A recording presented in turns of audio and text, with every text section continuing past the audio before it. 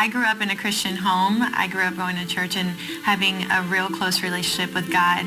I was always involved in any ministry I could be, and that led me to go to the Christian college I went to. That's where I first met my husband our freshman year. So we began to see each other often. I had very strict boundaries, very strict limitations on what we did or where we went. He popped the question. I immediately said yes. Within, 3 or 4 months later, we got married. In the beginning, things were great. Sherman went to school full-time, and I worked, and he was pursuing a medical degree. 3 years into our marriage, our son was born.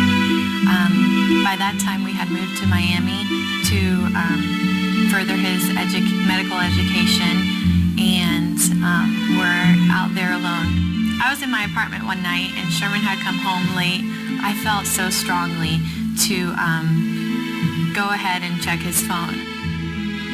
The amount of calls that were going back and forth at all times of night, I knew that this is what was going on. I confronted him about it. We met several times to discuss it. He was very upset and didn't even want to talk about it. So after weeks of fighting back and forth, I determined to take my son, who was almost 1 at the time, and do whatever I could to stay away. I felt like this wasn't fair. I felt that God owed me more than this, that I'd lived for him enough. I didn't know how God could allow something like this to happen. After me serving him for so long and loving him. So it got to a point where it was bad enough that I couldn't be around him. So I took my son, and I decided that even living on the streets would be better than the lifestyle that we lived at home. And that's what I did. I either camped out in my car with my son, or I would drive to people's houses and ask to spend the night. There was nothing more that I wanted than to be officially separated from someone who was in so much corruption. I was leaving work and was going to meet with my attorney to go ahead and sign the divorce papers when Sherman called me, crying. Pure Life became an ultimatum. During his time at the program, me and my son did visit him a couple times.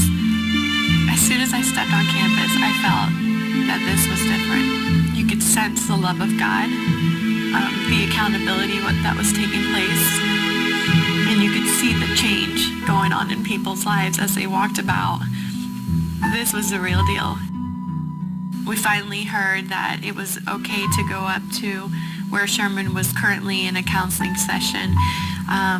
We knocked on the door, and he opened the door, and it was awesome. At that moment, I could see, I just didn't recognize my husband. He looked humbled, and he looked like a redeemed man. From the beginning, they wanted me to do the OCA program. They thought this was the area I needed to go into, and I immediately signed up and began to counsel. It was the first time in my life that I couldn't depend on myself to provide. I really had to depend on God to provide everything from emotional support to being a mother to financially. Upon returning from PLM, I noticed a huge change in my husband. He was more tender. He slowly but surely became the spiritual leader in our home. He was willing to show mercy in ways that he never did before. He was very considerate, very compassionate, wanted to make sure that we were okay above himself. As I look back at what God has done in our marriage and in our lives, I am so grateful for the trial that he allowed. I came to an understanding later on that God allows things to happen for our good. And it's amazing that he could take a situation like this and turn it around. My name is Cristina, and I have been unchained.